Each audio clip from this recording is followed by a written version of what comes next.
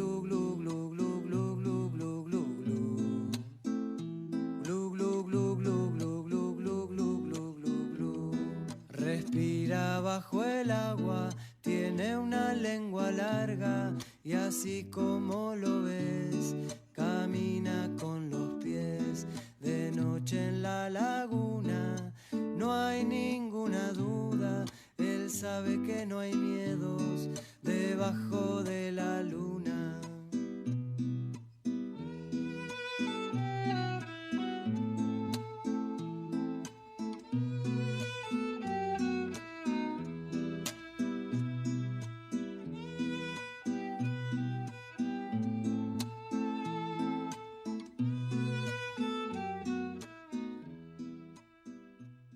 Bueno, estamos ya en el cierre de nuestro episodio del día de la fecha, uno más de esta temporada, Oscar. Sí. Le comentamos a la gente que, bueno, estamos todos los martes a las 23 horas haciendo estos envíos por Ecomedios AM 1220. Pueden seguirnos por esta radio. Estamos también listos para ser escuchados a demanda vía iVoox y RadioCat, dos plataformas en donde subimos nuestros programas. Estamos en las redes sociales, @tornilloar, que es nuestra cuenta en Twitter, estamos en Instagram y también pueden seguirnos en Facebook. Oscar, vamos a cerrar el envío de hoy charlando acerca de la pandemia por COVID-19, charlando un poco acerca de vacunas. A mí lo que me despertó un poco de interés es una noticia que leí recientemente en Nature, que tiene que ver con la posibilidad futura, quizás, si un ensayo clínico pronto a realizarse da con resultados positivos, de combinar dos vacunas diferentes. Sabemos que la mayoría de las vacunas requieren dos dosis para alcanzar la eficacia prometida. Pero bueno, ¿qué pasaría si podríamos combinar dos vacunas diferentes con diversas plataformas? Así es. Bueno, ya hay por lo menos en el Reino Unido un estudio mixto, de alguna manera podemos llamar, de vacunas que tienen plataformas diferentes, utilizando la plataforma de AstraZeneca, Oxford AstraZeneca, y la otra la de Pfizer, digamos, combinando por un lado, digamos, el gen que produce la proteína S, que va a generar una respuesta inmunológica, que es la que ya conocemos a través de un vector de adenovirus, que es la de Oxford AstraZeneca, y la otra vacuna, que es la de Pfizer, que en realidad lo que estábamos dando es la instrucción al ARN mensajero para que produzca también una proteína. Pero ¿qué pasaría si hacemos un shot, diríamos, un disparo de una de las dos, seguido por otra vacuna con una plataforma distinta? Probablemente tengamos múltiples mecanismos de producción de esta proteína y va a ser mucho más difícil que el virus pueda escapar, diríamos, generando alguna mutación, con lo cual la efectividad potencialmente y en los papeles podría ser mayor. Exactamente. Vos sabés que hay estudios ya publicados en un preprint, ¿no? Que es información no revisada por pares y en ratones que dan cuenta de cierta potenciación de la respuesta inmune. Como vos sabés bien, existen dos tipos de inmunidad: la inmunidad humoral, mediada por anticuerpos, y la inmunidad celular, mediada por los linfocitos CD8 en este caso.